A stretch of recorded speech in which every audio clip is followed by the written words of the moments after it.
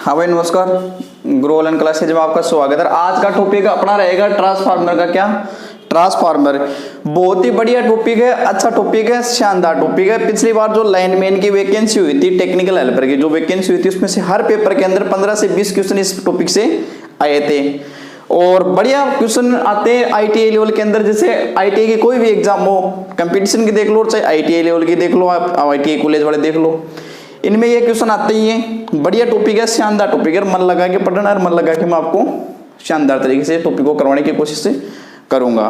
तो भाई ट्रांसफार्मर क्या होता है, क्या नहीं होता है? कि ये वैद्युतिक युक्ति है। पहली बात तो ये क्या वैद्युतिक युक्ति है, ये एक स्तर युक्ति है, स्थैतिक युक्ति है।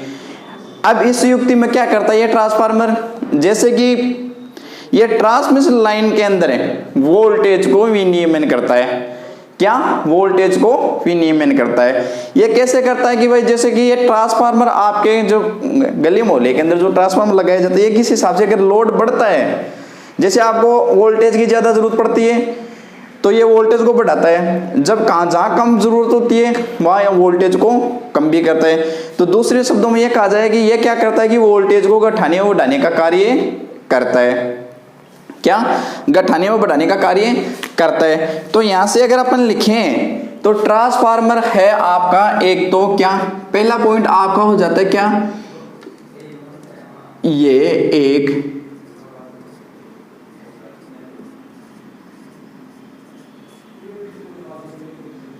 स्थैतिक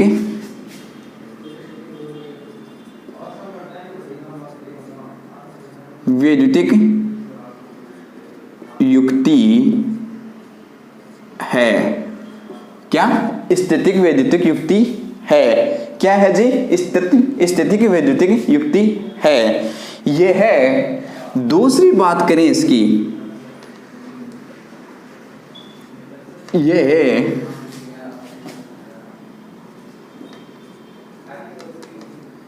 केवल एसी पर ही काम करता है, एसी पर ही काम करता है। क्या एसी पर ही काम में करता है। दूसरी बात करें इसकी, यह है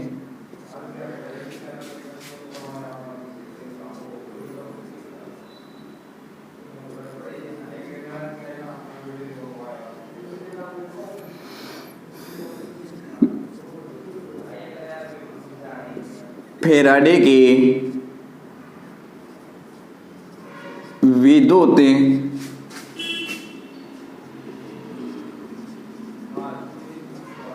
चुंबकीय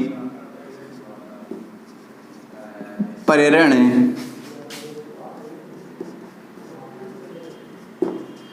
सिद्धांत पर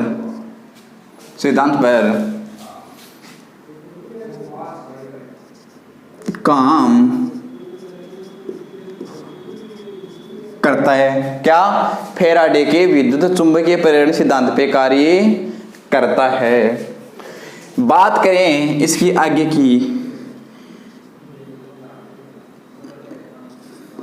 इस युक्ति में कोई घूमने वाला भाग नहीं है। क्या कोई घूमने वाला भाग नहीं है। फिर आगे की बात करें इसकी, ये वोल्टेज को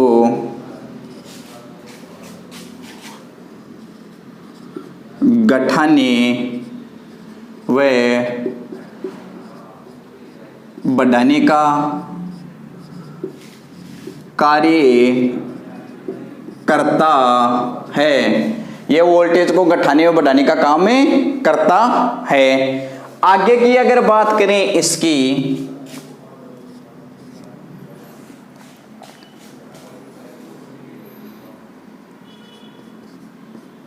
इसमें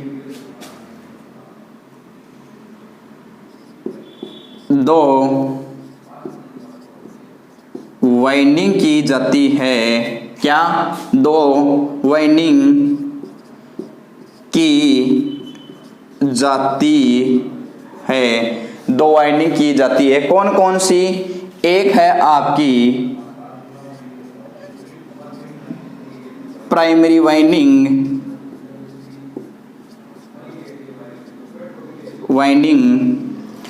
दूसरी आपकी सेकेंडरी वाइंडिंग। क्या? Secondary winding. फिर आगे से अगर इसकी बात करें, वाइंडिंग को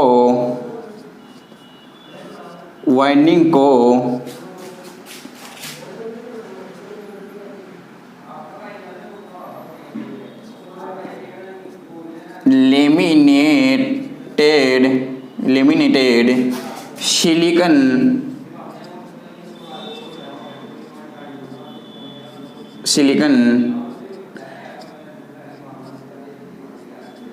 स्टील की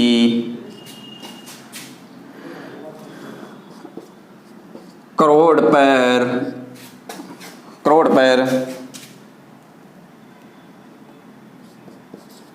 स्थापित किया जाता है। क्या? लेमिनेटेड सिलिकॉन स्टील की करोड़ पर स्थापित किया जाता है। क्या? लेमिनेटेड सिलिकॉन स्टील की करोड़ पे स्थापित किया जाता है। अब ये तो इसकी सामान्य से बात है आपकी होगी, आपके समझ में आना चाहिए कि भाई ये क्या है, एक स्थिति की युक्ति है, इसमें कोई गुणनीय भाग नहीं होता है। किसमें? ट्रांसफार्मर में। ये केवल एसी पे कार्य करता है। ठीक है। ये फैराडे के विद्युत चुंबकीय प्रेरण सिद्धांत पे कार्य करता है, या फिर बोला जाए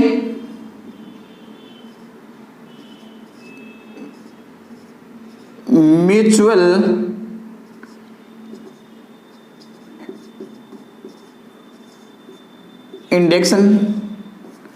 इंडक्शन बोल दो। ये फैराडे के विद्युत चुंबकीय प्रेरण सिद्धांत पे कार्य करता है या म्यूचुअल इंडक्शन सिद्धांत पे कार्य करता है। इस युक्ति में कोई घूमने वाला भाग नहीं है। ठीक है। ये वोल्टेज को घटाने व बढ़ाने का कार्य करता है। ये वोल्टेज को घटाने बढ़ाने का कार्य करता है। इसमें दो प्रकार की वाइंडिंग की जाती है, एक प्राइमरी वाइंडिंग, एक सेकेंडरी वाइंडिंग। ठीक है। अब इस वाइंडिंग को कहां स्थापित करोगे? Silicon steel, laminated silicon steel की जो पत्तियां होती है उनको ऐड करके, उनको इकट्ठा करके एक करोड़ बनाई जाती है। करोड़ बनाई जाती है, इस करोड़ पे इसको स्थापित की जाती है, जिनको बोला जाता है प्राइमरी कोर व सेकेंडरी कोर। ठीक है। अगर यहां से अगर एक बात और लिखी जाए तो ये लिखा जाए,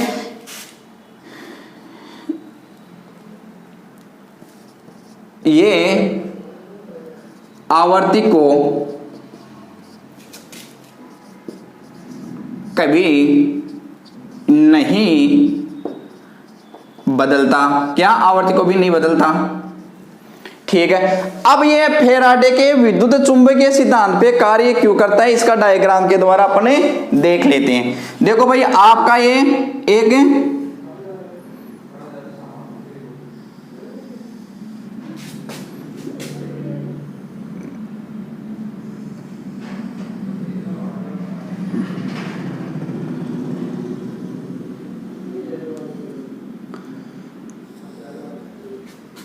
ये ट्रांसफार्मर की आपकी कोर तैयार की जा रही है।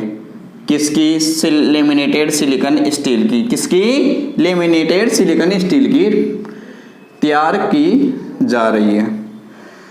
ये लो आपकी, ये एक ट्रांसफार्मर की कोर आपके सामने तैयार हो गई है। अब इसके अंदर पहले तो मैं करता हूं क्या,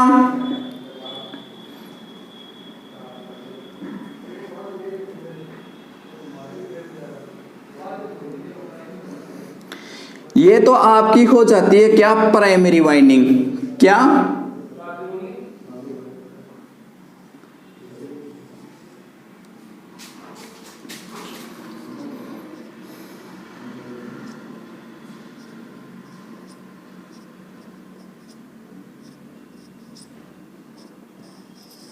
ये तो आपकी प्राइमरी वाइंडिंग होती है, जिसको बोला जाए तो PW मतलब प्राइमरी वाइंडिंग। इसको इनपुट बोला जाता है, क्या? इनपुट। ठीक, क्या सप्लाई दोगे? मैंने कहा भाई AC पे कार्य करता है तो आप इसको दोगे AC, क्या? AC सप्लाई दोगे यहां से। ठीक है, अब ये है सेकेंडरी वाइंडिंग, जिसमें थोड़े से टर्न्स ज्यादा ले लेते अपन।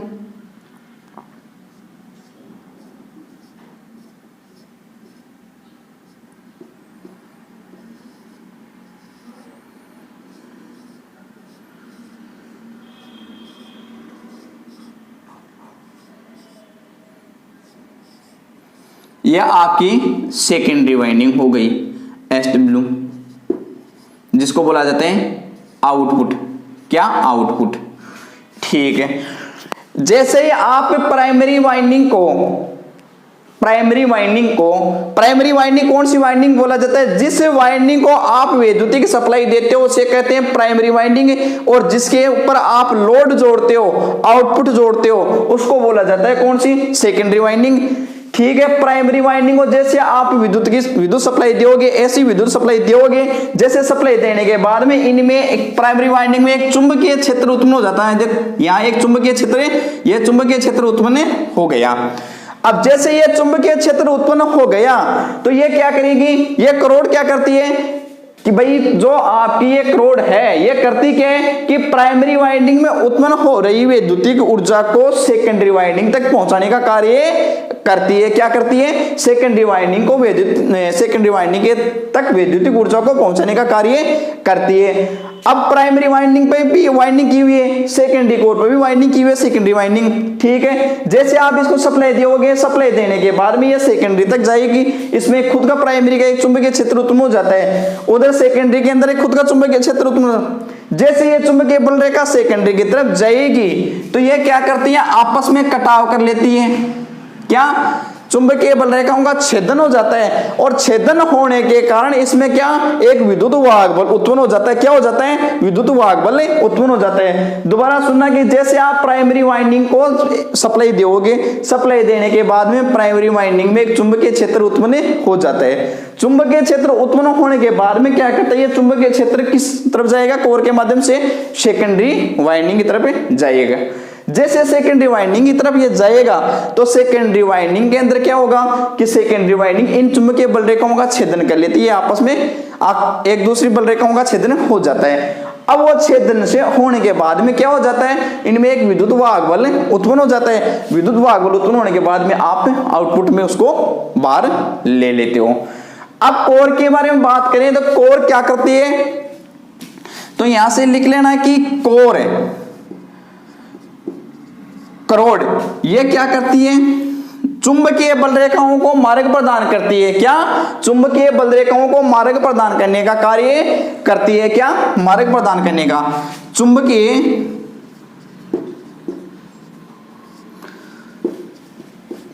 करोड़ के बारे में बता रहा हूं। चुंबकीय बल रेखाओं को मार्ग प्रदान करती है। अगर इसकी बात करें तो इसकी मोटाई की बात करें, किसकी? करोड़ की। तो इनकी मोटाई की बात करें तो 0.35 से 0.5 mm होती है। 0.35 से 0.35 से लेके 0.5 mm तक इसकी होती है। अब बात करें दक्षता की इस ट्रांसफार्मर की। दक्षता की अगर बात करें, सामान्य ट्रांसफार्मर की दक्षता की बात करें तो 95% से लेके 95 से लेकर के 98% होती है। अब ये क्यों होती है? कि इसके अंदर गुणनीय भाग नहीं होता है। किसके अंदर? इस ट्रांसफार्मर के अंदर कोई गुणनीय भाग नहीं होता है, इसलिए इसकी दक्षता उच्च होती है। ये स्थितिक वैद्युतिक एक उपकरण है, और इसका काम क्या होता है? पहला काम क्या है कि ये वैद्युतिक ऊर्जा को एक स्थान से दूसरे स्थान पर स्थानांतरण का कार्य करता है। क्या? ट्रांसफार्मर है। अब बात करें इसको डीसी पे इसलिए नहीं जोड़ा जाता है कि जैसे ही आप इसको डीसी पे जोड़ोगे, डीसी पे जोड़ने के बाद में यहां से आपने डीसी सप्लाई दी, मानो डीसी सप्लाई दी गई, वाइंडिंग में क्या इंडक्टिव रिएक्टेंस नहीं होगा। इंडक्टिव रिएक्टेंस की अनुपस्थिति के अंदर क्या हो जाता है, वाइंडिंग का प्रतिरोध तो होता है कम है, और वाइंडिंग का प्रतिरोध जहां कम होगा वहां धारा का मान हो जाएगा अधिक, और अधिक धारा का मान होने के कारण आपकी वाइंडिंग जल जाएगी। इसलिए आपको इसको डीसी पे कभी भी नहीं चलाना है। ट्रांसफार्मर केवल एसी पर ही कार्य करता है, किस पे, एसी विद्युत धारा पे ही काम करता है, न कि डीसी पे। तो यहां से एक नोट डाल के बात लिख लेना कि डीसी पे अगर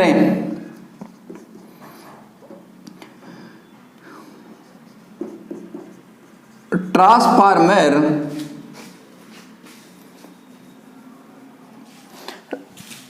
यहां से एक बात नोट डाल के लिख लेनी है कि ट्रांसफार्मर को आप केवल किस पे चालू करोगे,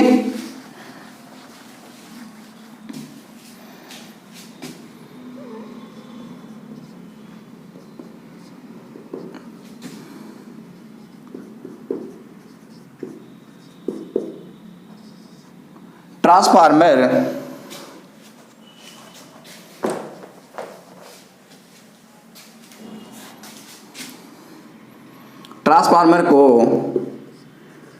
डीसी पर, डीसी विद्युत धारा पर नहीं चलाया जाता है, क्योंकि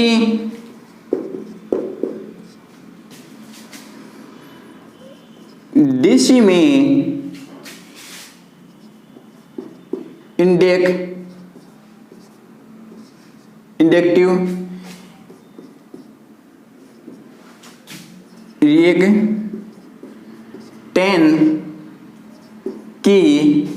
इंडक्टिव रिएक्टेंस की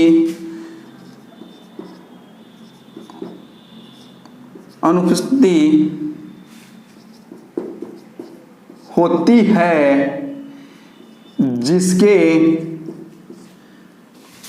इंडक्टिव रिएक्टेंस की अनुपस्थिति होती है, जिसके कारण वाइंडिंग का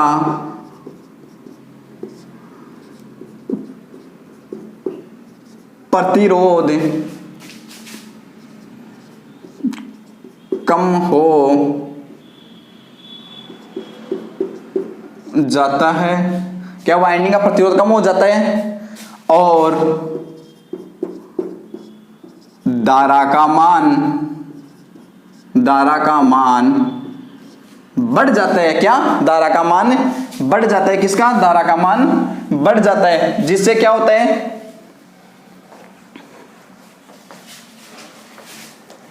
धारा का मान बढ़ जाता है, जिससे वाइंडिंग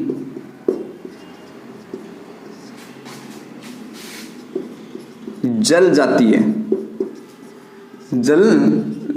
है। क्या, आपकी वाइंडिंग जल जाती है, क्या हो जाती है, जल जाती है। अब इस वाइंडिंग को तो अपन बचा लेते हैं, वो किस हिसाब से बचाएंगे कि प्राइमरी जो वाइंडिंग होती है उसके श्रेणी क्रम में एक अतिरिक्त प्रतिरोध जोड़ के इस वाइंडिंग को तो आप बचा लोगे, लेकिन इसके अंदर इंडक्टिव रिएक्टेंस नहीं पैदा होगा, और इंडक्टिव रिएक्टेंस नहीं पैदा होने के कारण इसके अंदर विद्युत वाहक बल उत्पन्न नहीं होगा। क्या, विद्युत वाहक बल उत्पन्न नहीं होगा।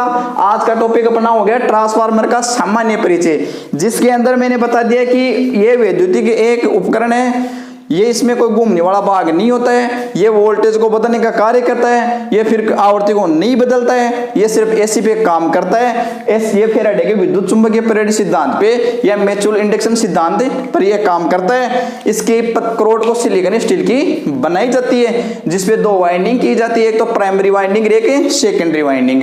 प्राइमरी वाइंडिंग को वैद्युतिक स्रोत से जोड़ा जाता है और सेकेंडरी को लोड के साथ संयोजित किया जाता है। उसके बाद में बता दिया गया भाई किस हिसाब से ये काम करता है।